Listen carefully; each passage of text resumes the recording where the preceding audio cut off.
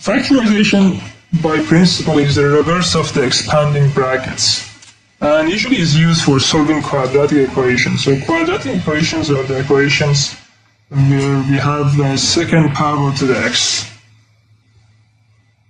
So every time you have a bracket, means you have like a 2 outside the bracket and x plus 2. You can always have a chance to expand this bracket, and that becomes 2x plus 4. But if I want to reverse this process, that's called factorization. So we have expansion and we have factorization, which is the reverse of it.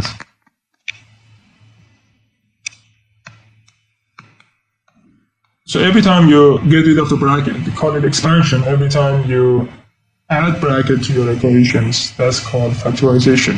So let's do an example here. For example, it says x plus 2 equals 0. In this example, your job is simple. You don't need to factorize anything. It's just by rearranging, by simple rearrangement, that will give you the answer of the equation.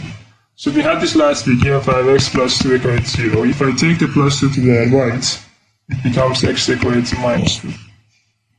So that would be the answer.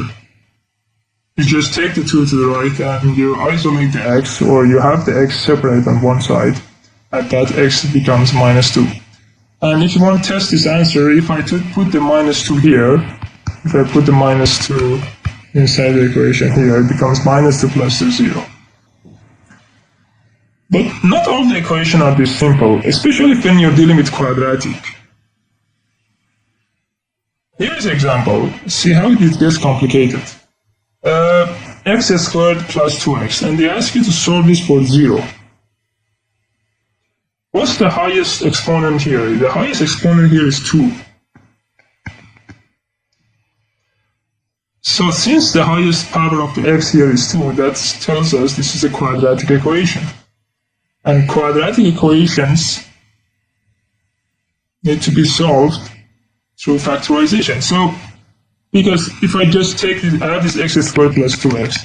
If I don't want to do any sort of factorization here, if I want to solve this, I couldn't simply solve this by addition, subtraction, division, or multiplication. If I take the 2x to the right, it becomes x squared equals minus 2x. So it wouldn't be easy to solve this one. I could say, okay, I can cancel one x here, x becomes minus 2, but here I'm missing out on one of the answers. So that wouldn't be the right thing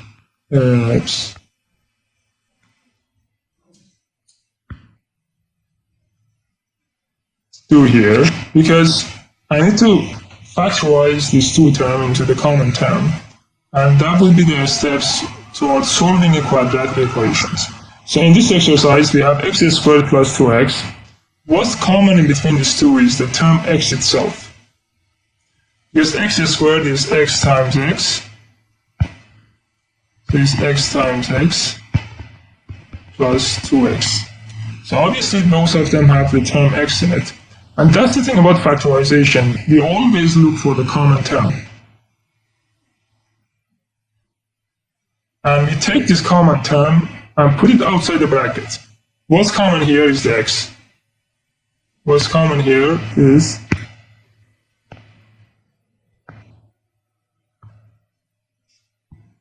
the x.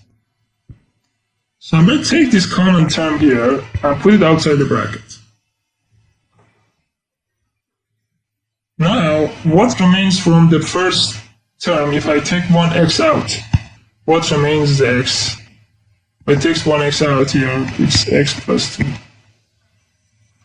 So that's called factorization. Now it's easier to solve this one, right? Because I have two terms times each other are 0. So I have x times x plus 2 equals 0. Either the first term is 0 or the second term. So either x is 0 or x plus 2 is 0. So it would be two answers here. either x0 or x plus 3 is 0. If I take the 2 to the right, x becomes minus 2.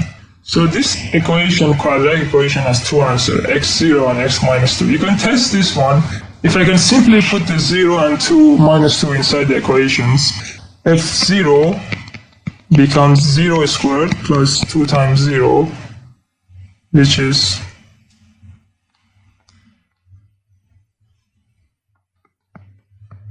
0. F minus 2 is minus 2 squared plus 2 times minus 2, which is 4 minus 4, which is 0. So both of them fits into my original equation. And one other point about the quadratic is every time you have a quadratics, there is the same number of the answers to that equation. So if I had the highest power of the x here is 2, so there is 2 answers here.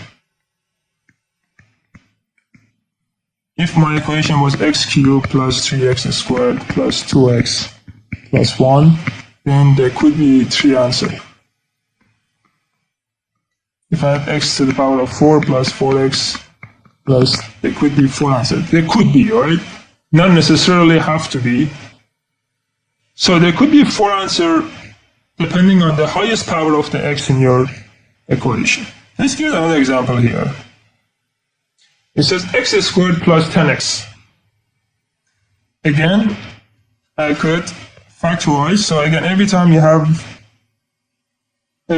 have x squared or the quadratic equations, you need to think about factorization. So x squared plus 10x. I'm going to factorize the x, so it becomes x times x plus 10. I'm going to have two answers, x0 and x minus 10. Let's give you an example yourself to try this one. Can you try this one? 2x squared plus 7x. Can you find the value of the x for this equation? So I'm going to give you a few minutes. We have to first find the common factors here to do the factorizations. So obviously x is the common factor here. So I have 2x squared plus 7x. I'm going to factorize x. From the first term, what remains is 2x. From the second one, 7. Now I have two answers because I have two terms which been times each other, and both of them, either this term is 0 or the second term is 0. And that's the common rule we use everywhere, that if a times b is 0, there are two possibilities, either a is 0 or b is 0. So same was here, either x is 0 or 2x plus 7 is 0. So it becomes 2x equates minus 7 and x equates minus 7 over 2.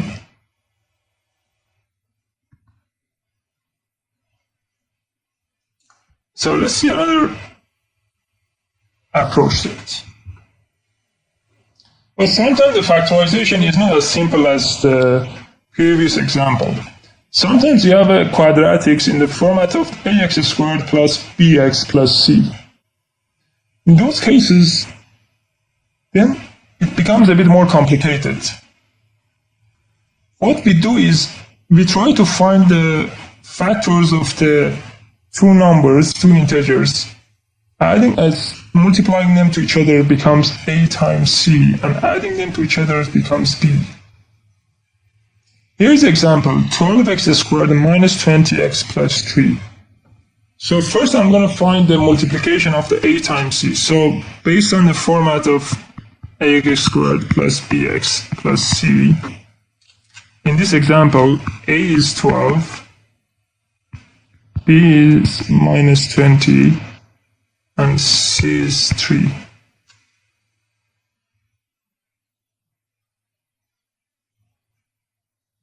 Now let's find the value of the a times c. So a times c becomes 12 times 3, which is 36, and b is minus 20. Now I'm going to try to find two numbers times to each other becomes 36. Adding them to each other becomes minus 20. Like the numbers you could think of, like 12 times 3. 18 times 2, 9 times 4. All of them become 36. So I have this table generated for this example. So, and we have to think about both positive and negative number. For example, minus 4 times minus 9 is 36. And minus 4 plus minus 9 is minus 13. Or 4 times 9, 36. 4 plus 9 is 13.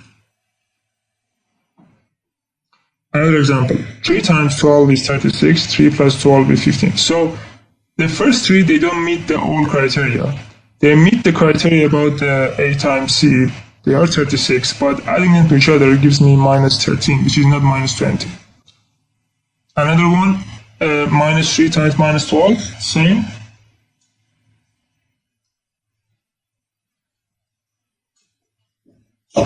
Two times 18 still becomes 20, not minus 20. But finally we find this combination.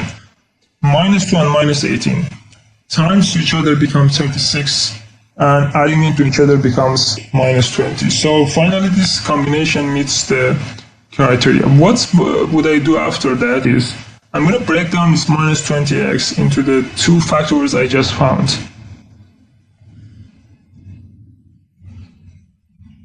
So it becomes 12x squared minus 2x minus 18x plus 3. Now I'm going to try to factorize the first two terms and the second two terms from by each other.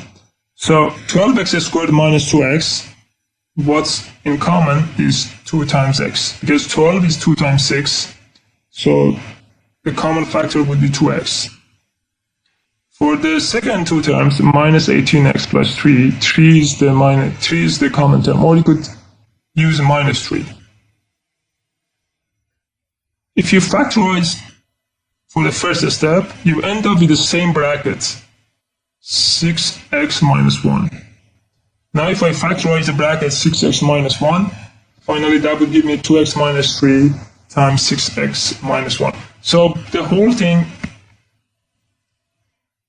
end up to these two factors, which I could solve this for 0 now.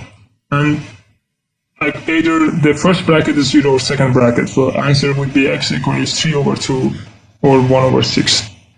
But the difficult part was finding these factors and breaking and doing these two-stage factorizations. Let's see an example, before I move on to give you an example, let me go through this general formula. So probably you have seen this one before. It's a general formula for solving quadratics. For any equation, any quadratic equation, x squared plus bx plus c, you can solve this equation, and this equation gives you the answer. The general answer would be minus b plus minus the square roots of the b squared minus 4ac over 2a. In the previous example, 12x squared minus 20x plus 3. If I put this value inside this equation, it's minus b is minus 20, minus 20 squared, minus 4 times 12 times 3. If you solve this equation, you're going to end up with the same answer as the previous steps. So again, 3 over 2 and 1 over 6, which is the answer here. So let me try this one. Let me see if there is another one for you. No. Do you guys want to try this one and see whether you can find this factors for this equation? A times C and B. Find two numbers, times to each other are 7 times 1, adding them to each other is 8.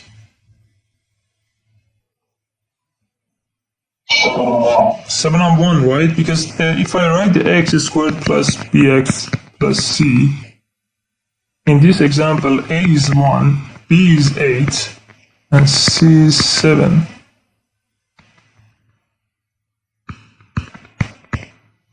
So a times c is 7 and b is 8. It's easy to see that 7 times 1 is 7 and 7 plus 1 is 8. So I can easily conclude that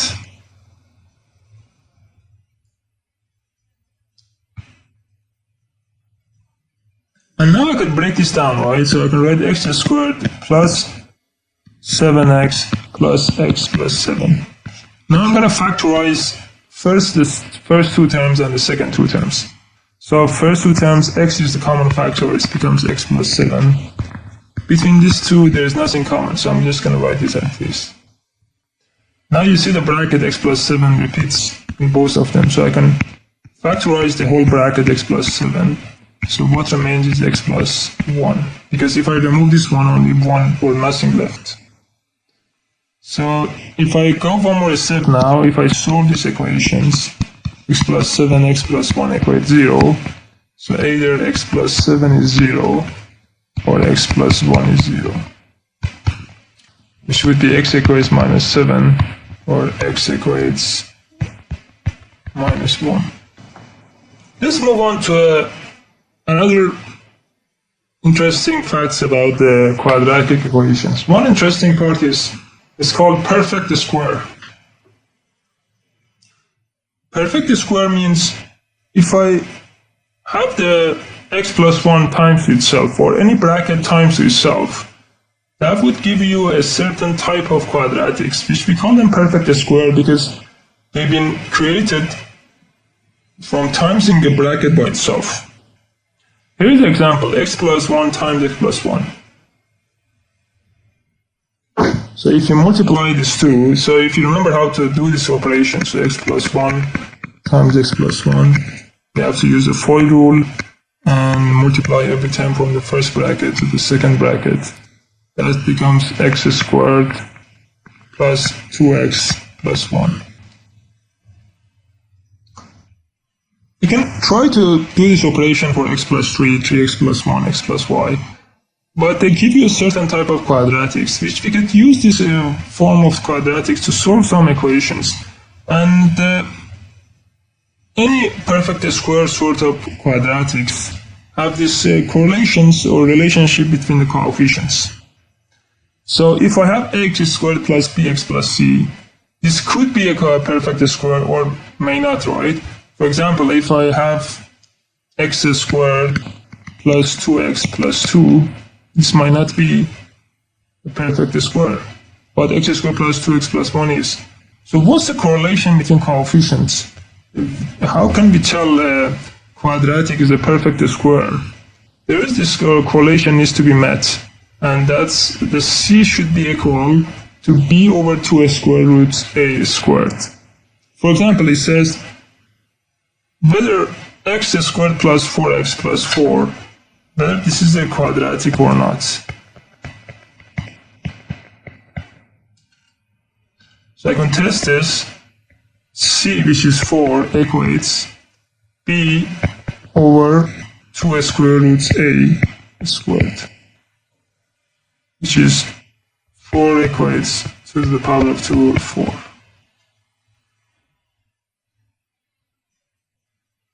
So since the C is meeting the perfect square requirement in terms of the relationship between C, A, and B, that means that this is a perfect square. Or x squared plus 16x plus 64. You can try this one. 64 equates to b over 2 square roots a squared, which is a to the power of 2 over 64. So this is meeting the requirements, hence x squared plus 16x plus 64 is a perfect square. But how can we use this concept of the perfect square to solve quadratics? Sometimes, even if the quadratic is not perfect square, you might be able to change the equation somehow to turn this into a perfect square, and from there you could solve this. So instead of using the basic two-step factorizations, you could use this perfect square method to solve quadratic. Let's see how it works. It says x squared plus 8x plus 8, and solve this by completing the square. So we have this correlation here. One method of using this perfect square concept is you find A, B, C, and then you substitute them inside this equation. square root ax plus b over 2 square root a squared minus b over 2 square root a squared plus c. So in this example, x squared plus 8x plus 8. A is 1, b is 8, and c is 8.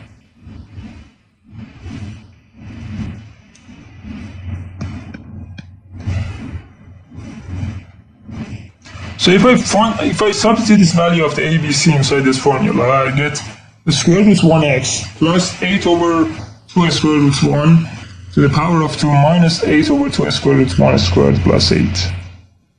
So I'm going to end up with this equation here, x plus 4 squared minus 8. Now I could use this equation here, which is, it says, this formula is very useful. And we used this last week as well. A squared minus b squared equates a minus b times a plus b. You could use this equation here.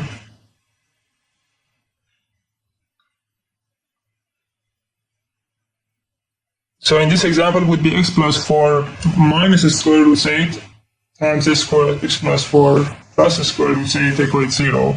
If you solve this all the way, you end up with these two answers. But in this method, first thing you have to memorize this whole formula. And it seems a bit lengthier than the previous methods of the factorization in 2 steps. But there's an easier way to use this perfect square. And in this, like a simpler way, every time you have x squared plus bx plus c, you can take the c to the right and add b over 2 square root a squared to both sides of it. So in this example, the previous example, x squared plus 8x plus 8. I'm going to take the 8 to the right, so it becomes minus 8. Now I'm going to add b over 2 square root a squared to both sides. Now I can easily see the perfect square on the left. X squared plus 8x plus 16. So I'm going to square root x squared, I'm going to square root 16. And I'm going to put it in the bracket to the power of 2. And then I'm going to square root both sides. And then I'm going to use the arranging to get to the answer, which is minus 4 plus minus 3 square root 2. Let's see an example yourself. See if you could try this one. So I'm going to do the first one. Sorry, go ahead.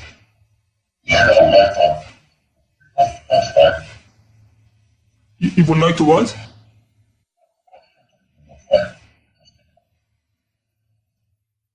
You want to have the question, the previous slide? Okay, what's the question?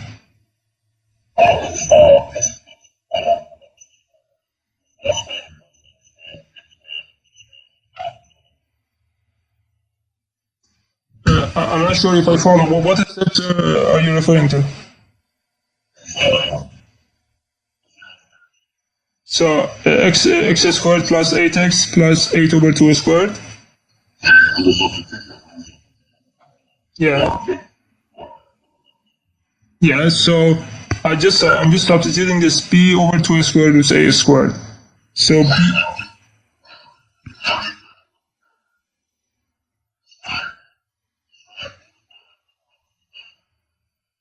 So in this example, it would be 8.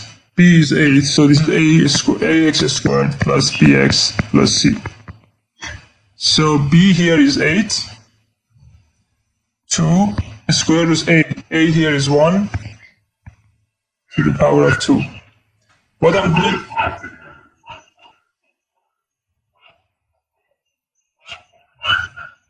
Yeah, you could do that. Yeah. Yeah, 16. Anyway, yeah, that would be correct as well. Yeah.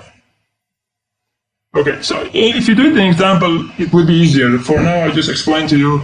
So unless you practice yourself, it's not that easy. So let me try this one for you. So I'm going to solve this equation by completing the square. So you have to remember, there is a different method of solving quadratics. And in the exam question, you might be asked to solve this equation through perfect square. And if you've been asked to do that, you cannot solve it through the double factorizations as we learned earlier. So if I'm asked to solve this as a perfect square, I'm going to take the minus 10 to the right, so it's become x squared plus 4x equates 10. Now I'm going to add b over 2 square roots a squared to both sides. So it becomes x squared plus 4x plus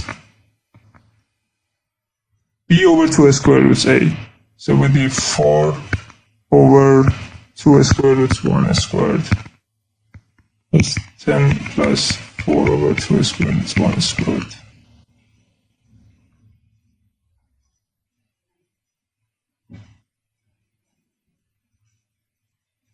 So if I go one more step, I get x squared plus 4x plus 4 equals 10 plus 4, which is 14. Now on the left side, I have a perfect square. So this would be x plus 2 squared. So I'm going to square root this one. I'm going to square root 4. I'm going to square root x squared. It would be x. So this becomes a square. It becomes 14. Now I'm going to square root both sides. And I'm going to x plus 2 equates square root 14. And x becomes minus 2 plus minus square root 14. So every time you square root something, you have to consider both plus minus answer. And can you try this one? 4x squared plus 4x minus 1. Solve this through completing the square.